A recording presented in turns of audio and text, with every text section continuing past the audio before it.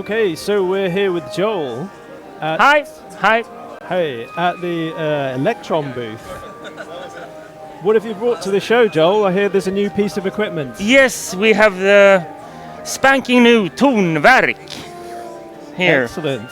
A polyphonic sampler and with melodic approach, I would say. We focused a lot on the polyphonic side, but it's sample based. Yep. Stuff that I particularly like myself is the routing part.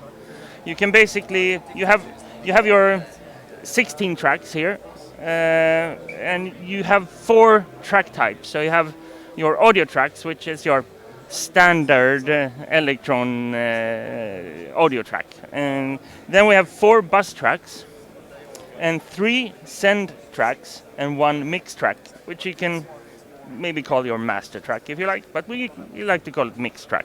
So if you want, all these tracks can be summed into the mix track. On Tonverk we have plenty of effects. So for instance, on your audio tracks, your 8 audio tracks, you have insert effects. You have 2 each on each track, and you can access them by pressing Funk and effects, and this is the list you have to choose from. As you can see, it's quite extensive. And each of them have their own graphical interface. This one particular is very beautiful with the melting face. Lovely. Excellent. So that's a nice one. So 2 insert effects per audio track. You also have 3 sends. And speaking of the sends behaves a little bit differently on Tonverk from our other machines. Is that you have the 3 send tracks here. I can actually go here and change the effect. So now here it's a reverb on this track. On send number 2, I can have a delay or another reverb. On send number 3, must already have a reverb there, but I can have the new Daisy delay, which means when I now go to track 1 and the send, I will now send to these effects that I have chosen. So it's interchangeable send effects. This is something I really like. And also the routing part that I touched on is that I can take track 1, for instance, and route it through the physical outputs if I want. I can route them directly to the headphones. So right now the track 1 is only going out to the headphones, which is a pretty nifty feature. Yeah, that's cool. I can also send it to bus 1, add another set of effects on there, to bus 2, to bus 3, and bus 4, and finally I can of course send it to the mix, which is the standard option. Fantastic. Also, all these tracks have their own Elektron sequencer. This means that you can parameter lock, you can basically probability. Yeah, for the effects track, bus track, send tracks, mix track. And can you change the sequence length per track? Yes. So let's go here. Now I'm on bus 1. So that one can be 64.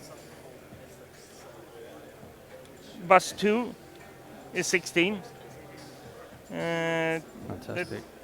Sorry, that was not right. Let's go to bus 4, for instance. I can change that to the amazing 256 steps. Wow. This is also first time for us. That's good. And then I guess you have patterns and you can sequence those 256 within a sequence of other patterns. Sorry, come again. So you have 256 steps for the sequencer. Per track. Yeah, per track. And then I imagine you can chain them with other patterns. Yeah. You can build have a song. basically unlimited.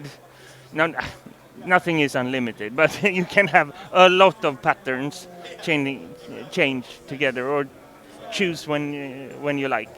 Right, okay. And there's this melodic section. Can you just explain Yeah. the layout of the keys there? So let's say I load a multiplayer instrument like that. Now I probably have a lot of effects going on here. So I can have a listen to this. Yeah.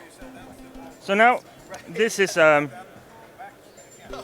multisampled instrument. When I have that loaded, it's a traditional Elektron keyboard. So it's basically for inputting notes and fiddling around with them. If I, for instance, change the machine to a subtrack machine, let's load that one. Then each of these keys becomes 8 subtracks on one track. Oh, This is that's also really a good. new feature. So basically, you can see I'm on track 1 here. And you can also see in the window here that I change the actual sample. But I'm still on track 1. And these 8 subtracks have their own sequencer lanes and also their own filters. So is the audio in there now? Yes. So let's do like this then. Mute those. So I'm not hearing anything. So Yeah, get the headphones on. So for instance, I'm on the kick drum here. I can choose to, let's take the snare. I can go to the filter. So now I'm just editing the filter for that particular subtrack, as you can see.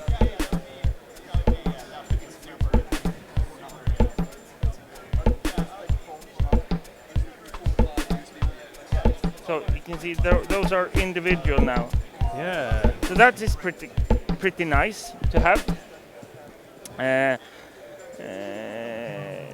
The sends, however, they are, since this is a track 1 and these are track sends, it will affect the whole pattern.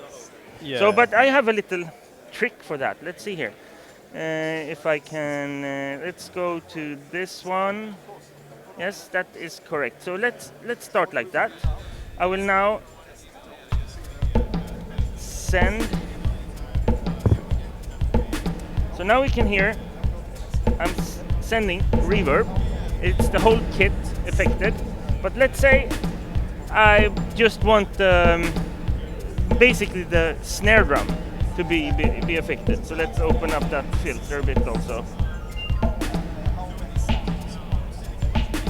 Like so. I will now go to my send track effects and so now I'm sculpting it. So now the bass drum is not. Oh, I see. Yeah, because the filter is only listening for that frequency band. Yeah. Yeah, great. Excellent. Well, thank you very much for showing us, and good luck with the rest of the show. Thank you.